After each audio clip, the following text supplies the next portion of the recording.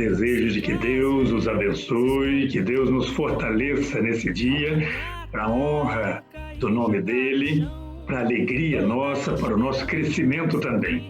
Então, olho em volta e me sinto só, mesmo havendo gente ao meu redor, e percebo que o lugar melhor é ficar juntinho de quem é maior.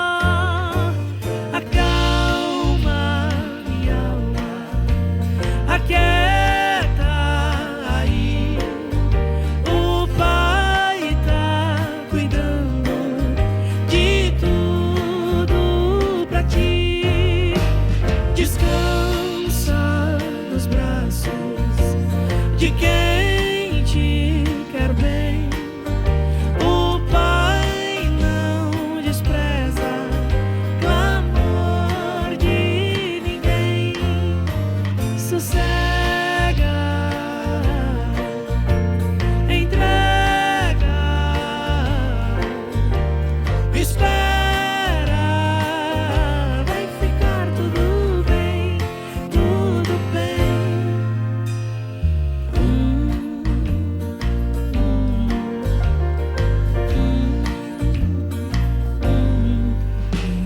Aqui no meu coração já não sinto aquele turbilhão, e no chão eu só vou me prostrar, porque minha alma quer lhe adorar.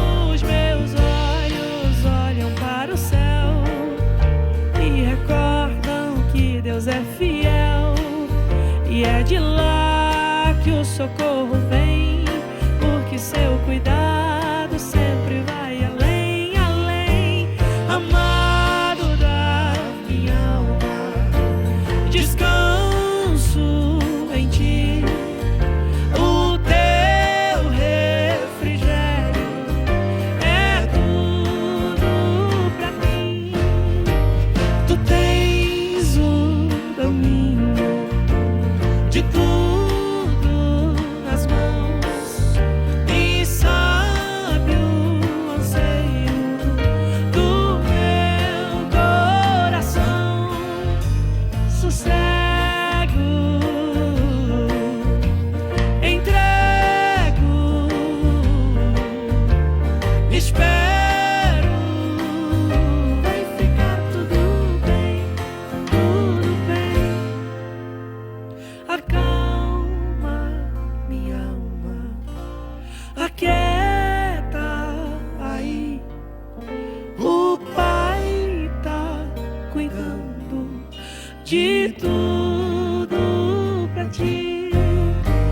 Descansa nos braços de quem te quer bem. O Pai não despreza clamor de ninguém. Sossega, entrega, espera, vai ficar tudo bem, tudo bem.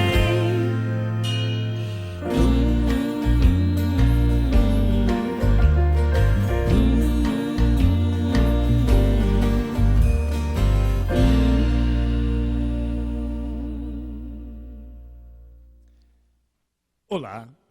O profeta Miqueias registrou no capítulo 6 a seguinte pergunta: Ele te declarou, ó homem, o que é bom, e o que é que o Senhor pede de ti, senão que pratiques a justiça, ames a beneficência e andes humildemente com o teu Deus. O culto de hoje tem o propósito de nos ajudar a respondermos o que é que o Senhor quer de nós, o que o Senhor espera de cada um. O meu desejo é que, através da leitura da Bíblia, através dos cânticos e da oração, você esteja recebendo do Senhor essa resposta e também esteja respondendo para o Senhor: sim, Senhor, eu quero fazer aquilo que lhe agrada. Que Deus nos abençoe neste encontro. Mesmo estando distantes fisicamente, estamos reunidos num só propósito, o de crescermos espiritualmente e de apresentando a Deus o culto que só Ele merece. Que Deus, portanto, nos abençoe. Amém.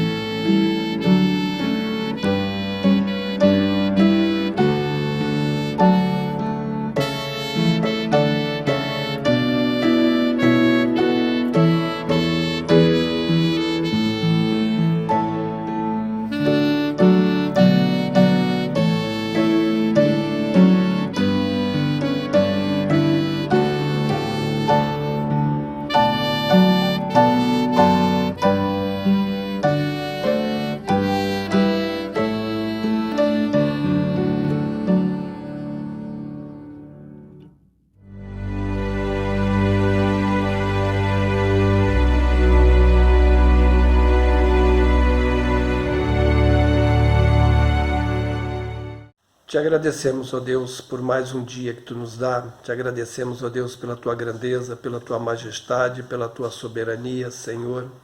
Ó Deus bendito, te suplicamos, ó Deus, que Tu nos dê sabedoria a cada instante, Senhor, para vivermos de acordo com a Tua palavra. Neste momento, ó Deus, que iniciamos, prestamos a Ti, ó Deus, todo o nosso louvor, toda a nossa adoração. Receba o nosso louvor e também a nossa adoração, Senhor. Fala conosco nesse dia, guardando-nos, protegendo, livrando-nos do mal, Senhor Deus, e que possamos, ó Pai, entender e compreender a Tua palavra e praticá-la, Senhor. Receba o nosso culto, e assim nós te suplicamos, em o nome precioso do Senhor Jesus, que a Tua graça, o Teu amor e as Tuas consolações sejam constantes, nos protegendo e nos guardando. Em nome de Jesus, nós suplicamos, hoje e sempre. Amém.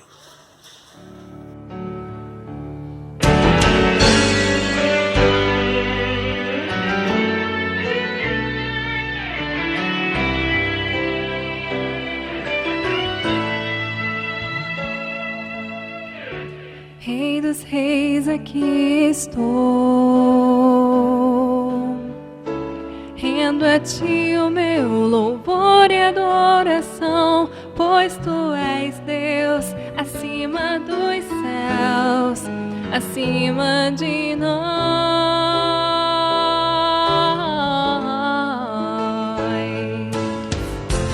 O universo se formou com a Tua voz, o mundo inteiro veio a existir. Verbo de Deus, princípio e fim.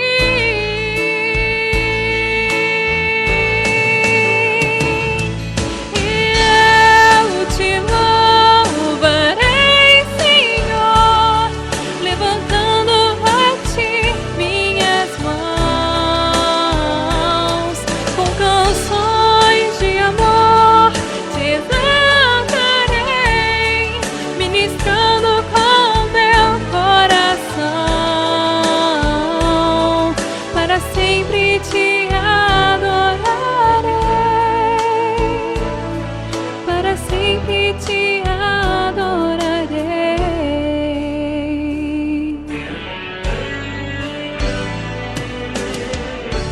Rei dos reis, aqui estou, rendo a Ti o meu louvor e adoração.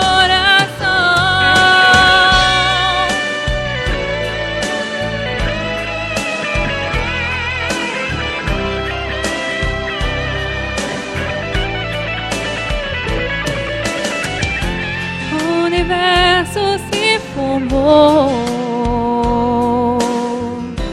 com a Tua voz, o mundo inteiro veio a existir.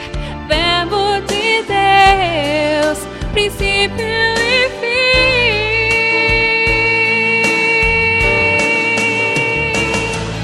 E eu te louvarei, Senhor,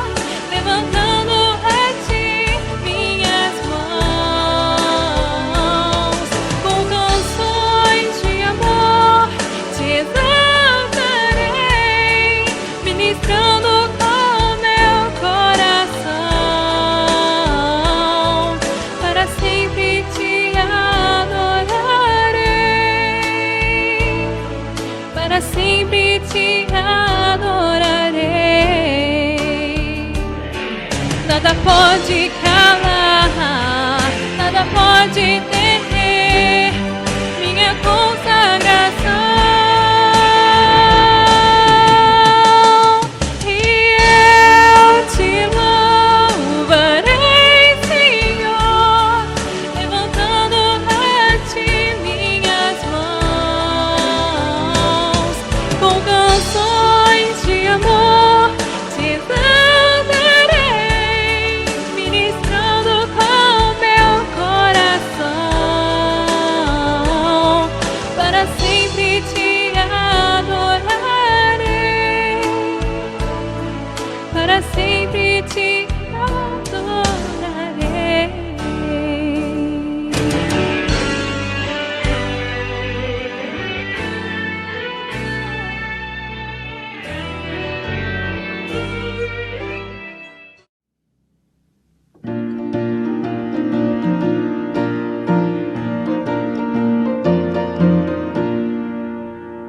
Firme nas promessas do meu Salvador, cantarei louvores ao meu Criador.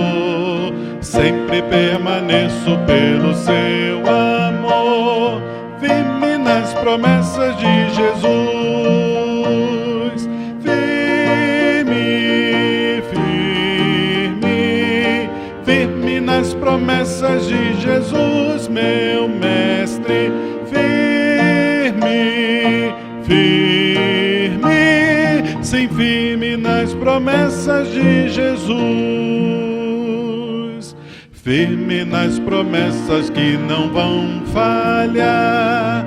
Venço as tempestades no revolto mar. Todo medo e todo mal vou derrotar.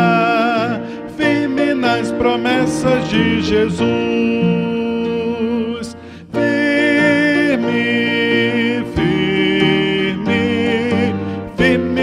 Promessas de Jesus, meu mestre. Firme, firme, sim, firme nas promessas de Jesus.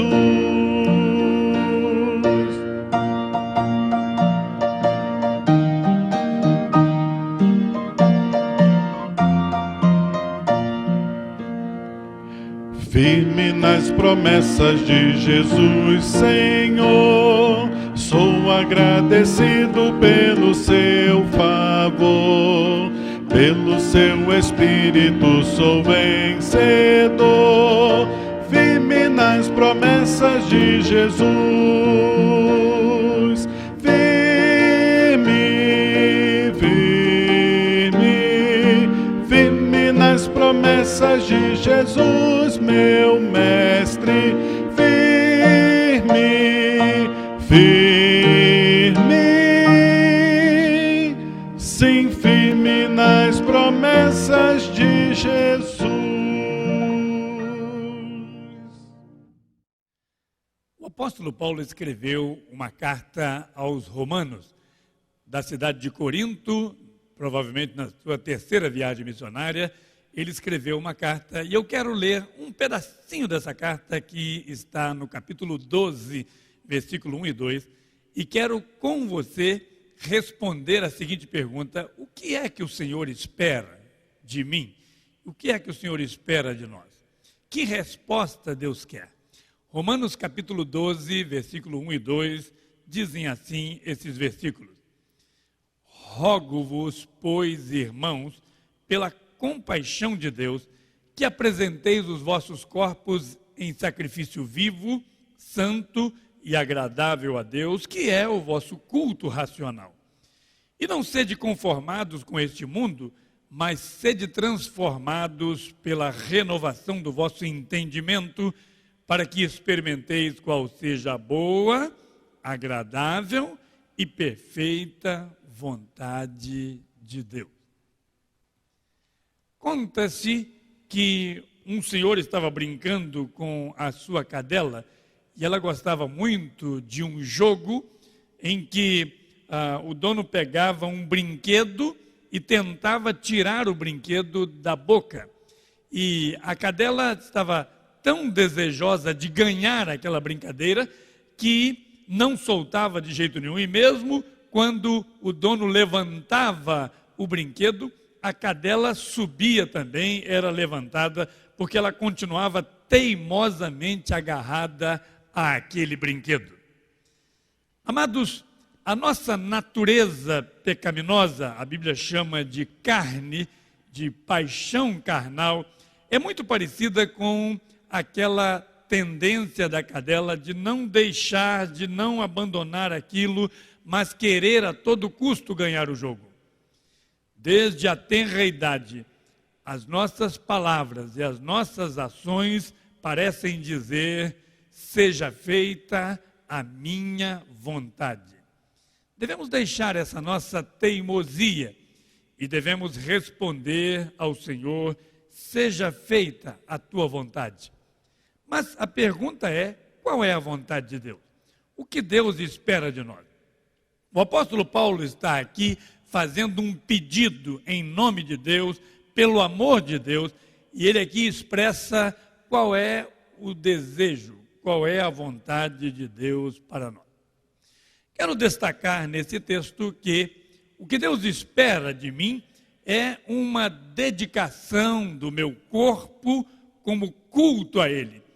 E se eu puder separar uma palavra para expressar esta sentença ou essa dedicação, eu usaria a palavra apresentação. O apóstolo Paulo usa aí que apresenteis os vossos corpos como culto racional. O corpo como culto a Deus, ele contrasta com aqueles que oferecem o corpo para satisfazer os impulsos carnais.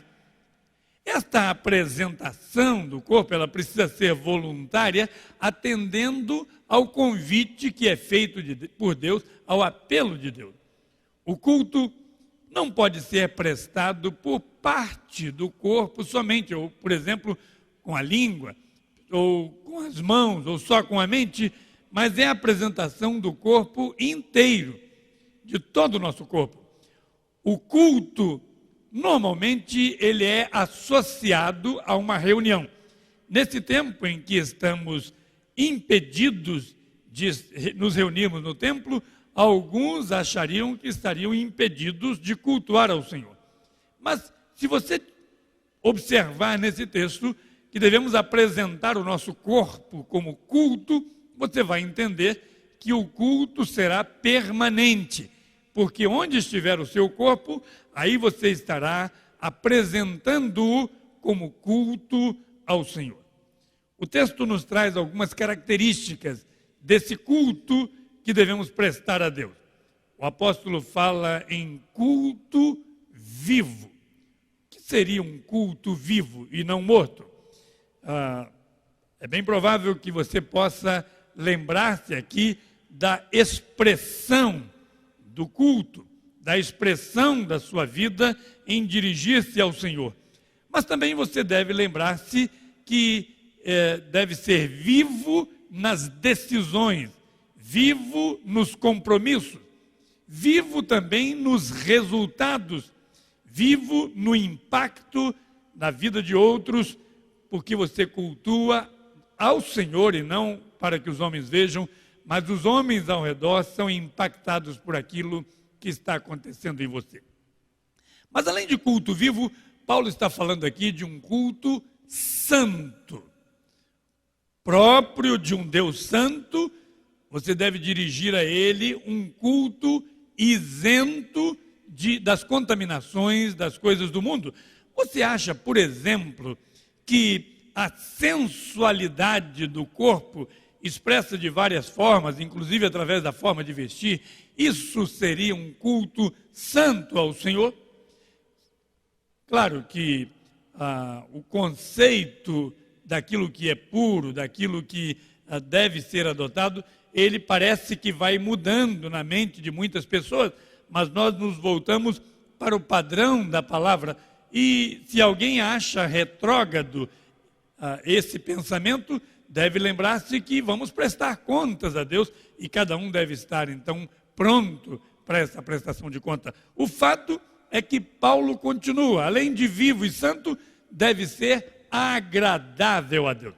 É claro que, enquanto for possível que o nosso culto seja agradável também aos ouvidos das pessoas, seja agradável ao coração das pessoas, será muito melhor. Mas quem primeiro deve ser agradado é Deus. Nós agradamos a nós mesmos quando nós exigimos, por exemplo, que o estilo musical ou que a acomodação atendam a nós mesmos.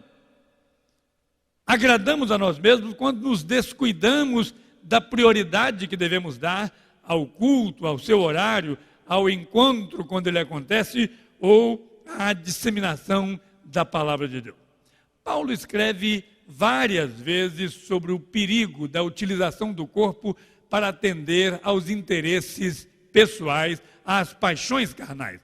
O corpo tem o propósito de ser um instrumento e também o palco do culto a Deus. Representam tanto a oferta como representa o ofertante que se apresenta diante de Deus para dizer: aqui estou para cultuar de forma viva, de forma santa, de forma agradável ao Senhor.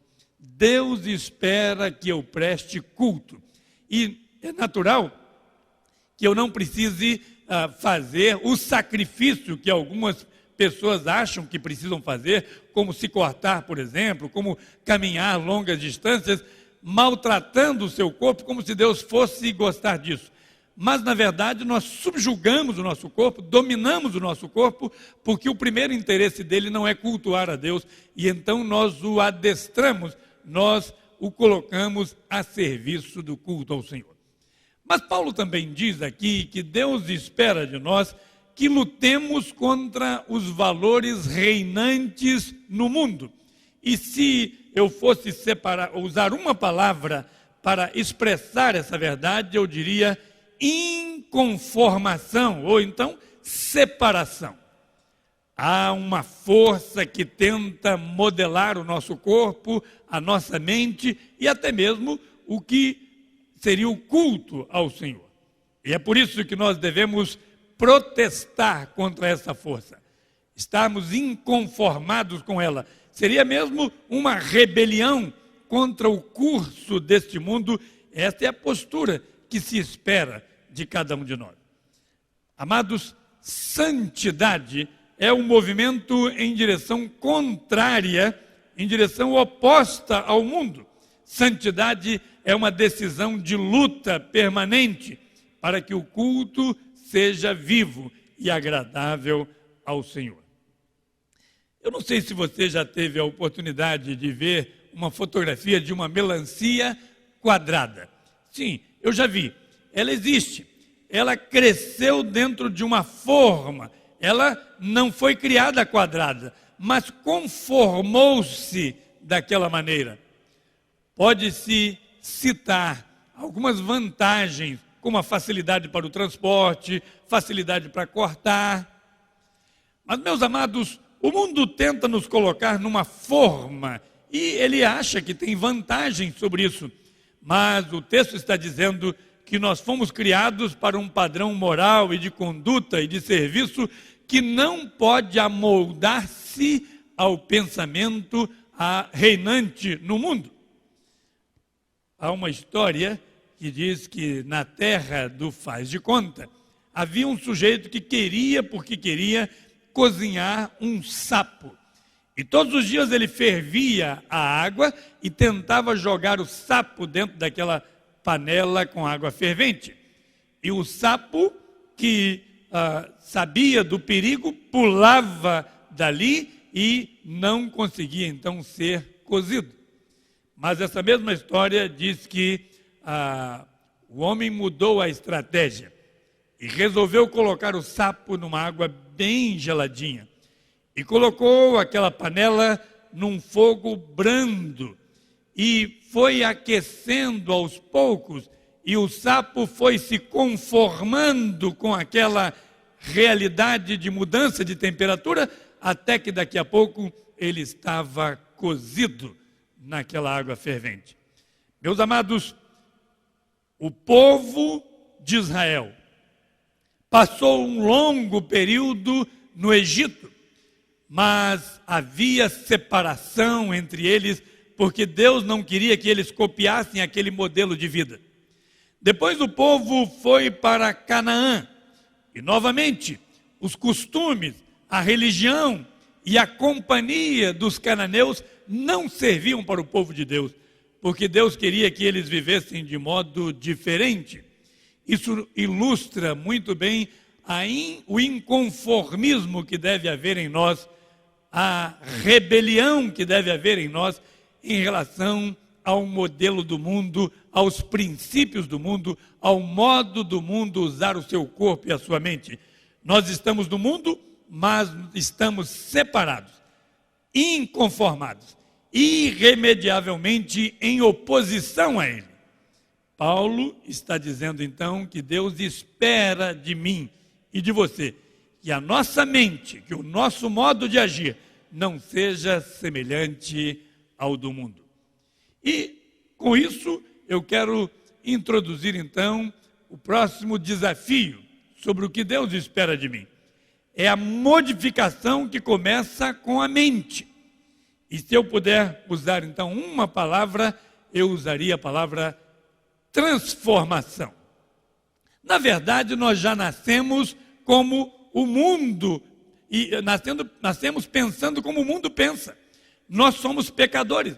E o que se espera de nós é que modifiquemos a nós mesmos com a ação do Espírito Santo. Eu li a história de um homem que tinha uma quantidade de posses, mas dizia ele que gostava muito de um sapato.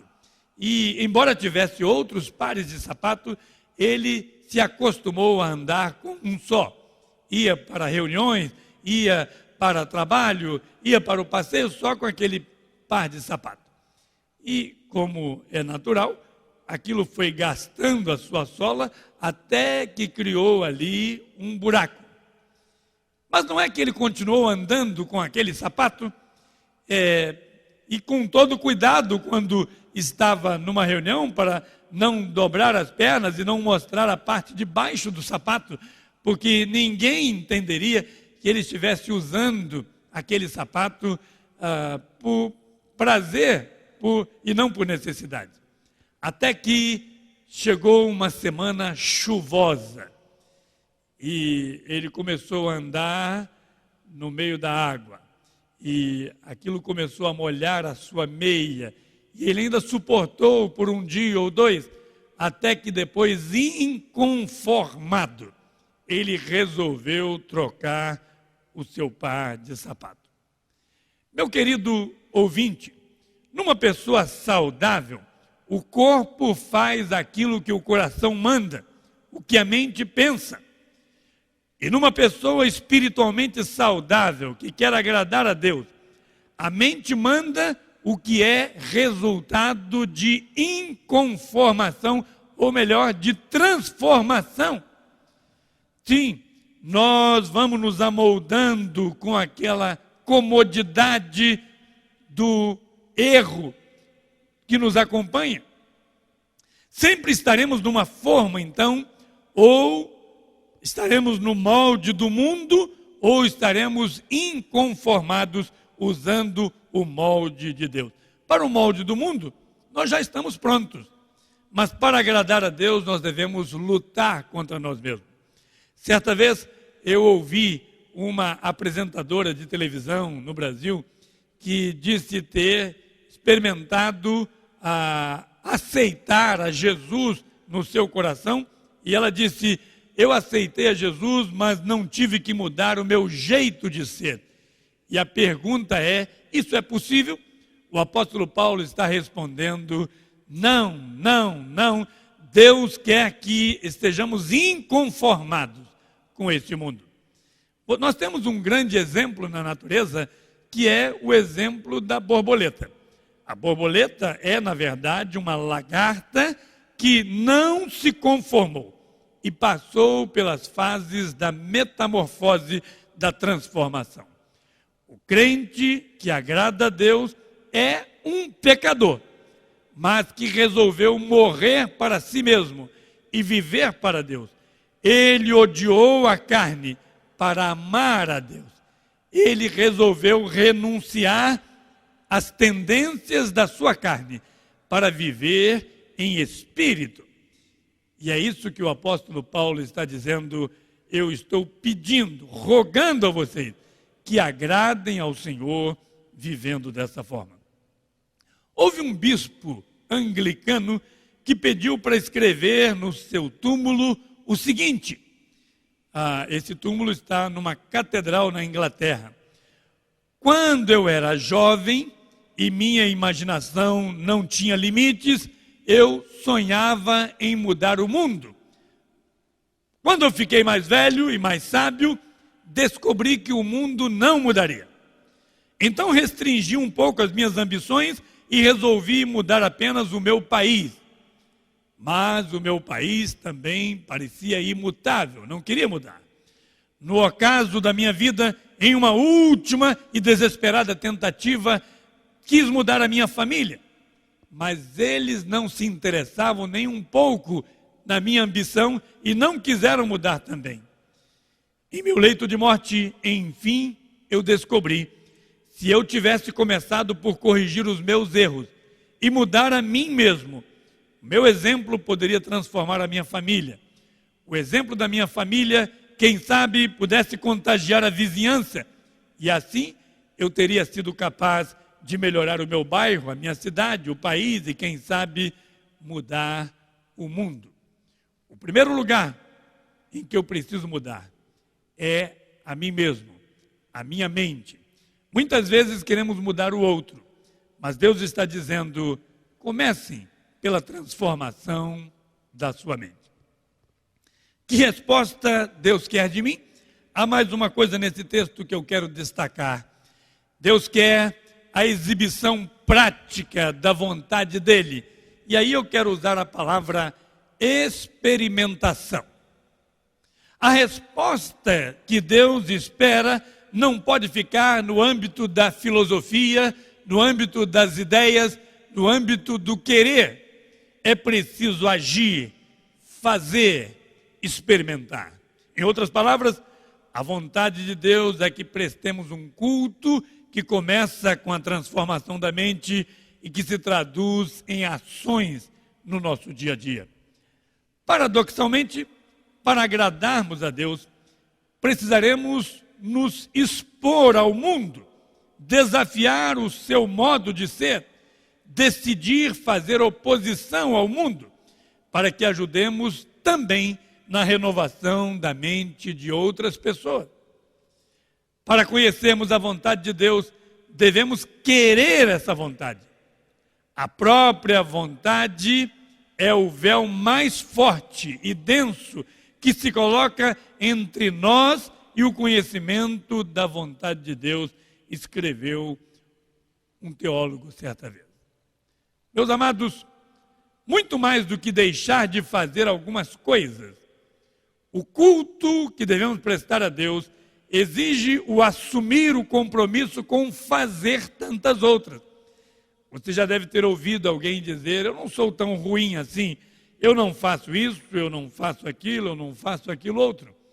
Mas o que Deus está esperando é que, impactados pela transformação da nossa mente, de costas para o mundo, em atendimento a Deus, experimentemos a vontade de Deus, que significa obedecer, crer, entregar-se a Ele, agir em nome dEle, estar fazendo coisas que agradam ao Senhor.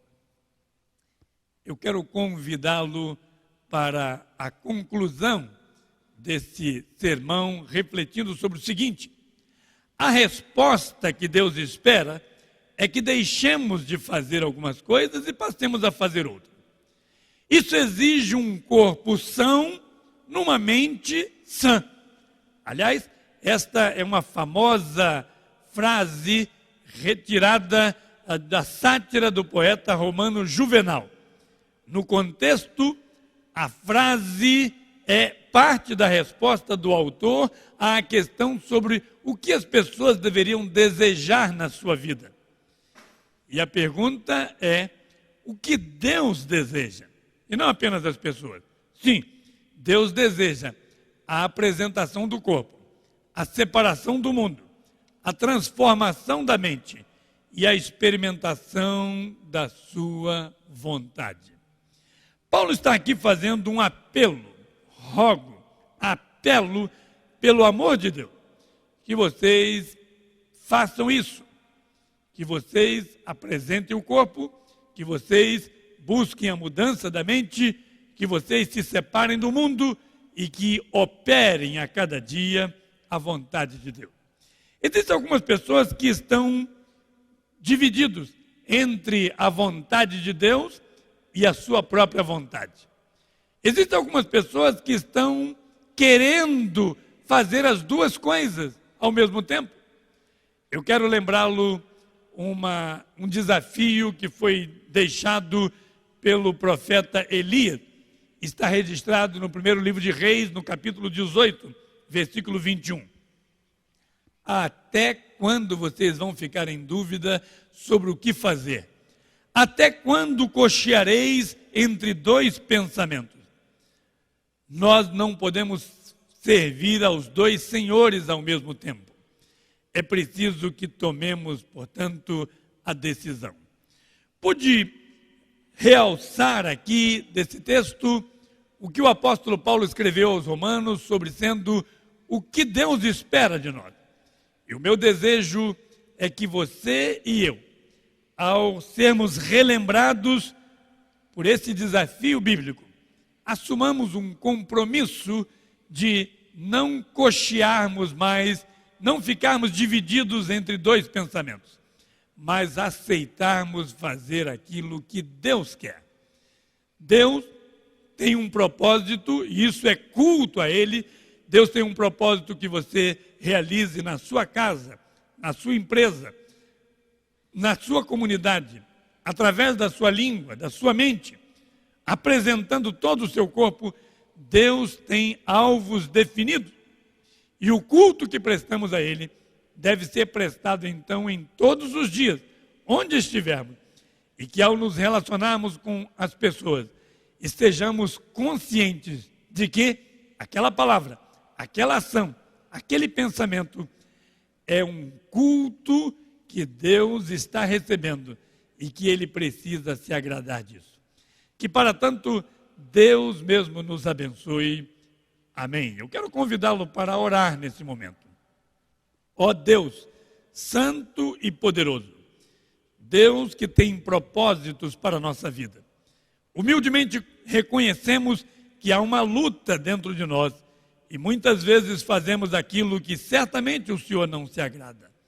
Mas nesse momento, desafiados pela palavra do Senhor, pedimos força, que o Espírito Santo do Senhor, além de aguçar em nossa mente o desejo da transformação e o desejo do culto permanente, que também recebamos força suficiente para que, através da fé, perdoados pelos nossos pecados, estejamos andando diante do Senhor, agradando-o em tudo que o Senhor quer. Nós louvamos ao Senhor por essa oportunidade de reflexão, de culto, e pedimos que o Senhor nos ajude a vivermos colocando em prática aquilo que aprendemos em nome de Jesus. Amém e amém. Que Deus mesmo nos ajude a atendermos o projeto de Deus para a nossa vida. Amém.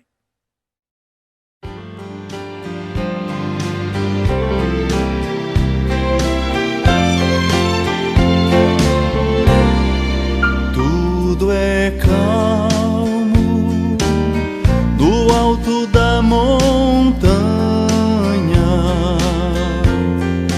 tudo é prazer se a vida satisfaz, mas tudo você desce ao vale, não perca fé, irmão, você não está só, pois o Deus da montanha é o mesmo do vale. Nas provações, seu auxílio traz. Ele é o Deus da montanha, e na tempestade o choro dura uma noite, mas na manhã tens alegria. Palavras de fé no alto da montanha, tudo é prazer se a vida satisfaz, mas é no vale, em meio a lutas e provas,